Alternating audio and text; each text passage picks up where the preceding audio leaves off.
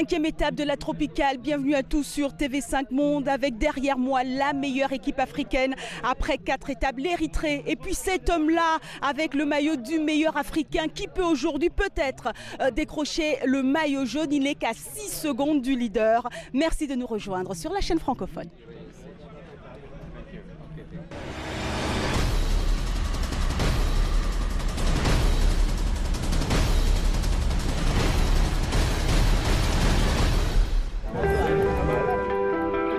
Ce matin, à Meyoké, au croisement des frontières entre le Gabon, le Cameroun et la Guinée équatoriale, tout est calcul.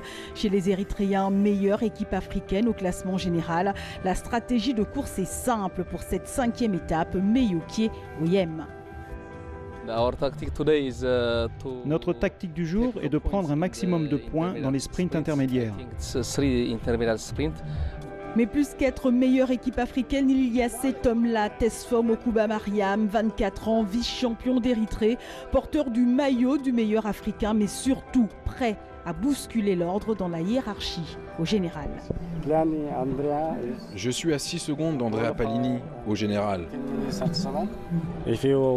Et si mon équipe travaille dur, j'espère prendre le maillot jaune.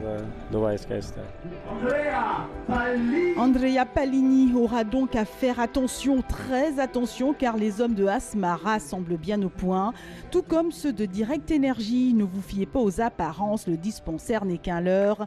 Ils sont en forme avec un Adrien Petit à seulement 10 secondes du maillot jaune. Comme depuis le début de la compétition, les Africains attaquent et cette 5e étape n'y a pas dérogé. L'Algérien Abdelbassak Anachi part seul, sans doute pour engranger des points de bonification, le général étant quasiment inaccessible pour lui, 63e à plus de 11 minutes du maillot jaune. Après avoir passé le premier classement de la montagne et le premier point chaud, l'Algérien se relève et attend 2 hommes qui sont à sa poursuite et le rattrapent. Le Rwandais Janvier Hadi et l'Ivoirien Isiaka Cissé. Une fois n'est pas coutume du côté de la Côte d'Ivoire, plutôt discrète depuis le début de la compétition.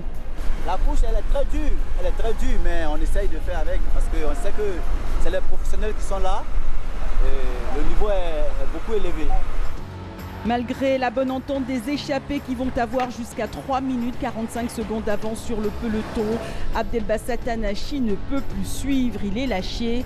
Isiaka Cissé résiste, mais Janvier Hadi accélère. Le Rwandais part. Mais à 30 km de l'arrivée, la course se joue ailleurs, ici, avec le maillot jaune en embuscade, juste bien placé derrière son concurrent direct, l'Érythréen. Andrea Palini fait bien de le surveiller comme du lait sur le feu, car quelque chose vient de se passer.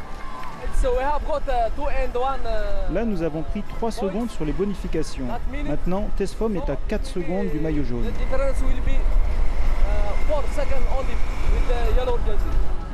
Palini porte toujours là le maillot jaune, mais Okuba Mariam a engrangé 3 secondes de bonification. L'arrivée promet un suspense haletant. Justement, c'est au sprint que les coureurs arrivent à Oyem. Un sprint remporté par Adrien Petit, 2e victoire d'étape pour Direct Energy. Jusqu'ici, nul ne sait si le maillot jaune a changé d'épaule. Le camp érythréen est en plein doute et questionnement. On vous l'avait bien dit que l'arrivée promettait un suspense haletant. Oui, c'est confirmé. Tesfom Okuba Mariam arrache le maillot jaune à Palini. C'est la première fois depuis l'histoire de la Tropicale qu'un coureur africain amateur issu d'une équipe nationale prend le fameux Graal remis par le Premier ministre Daniel Onaondo. Ça promet pour la suite car au classement général, Palini et Petit sont à 1 seconde du leader.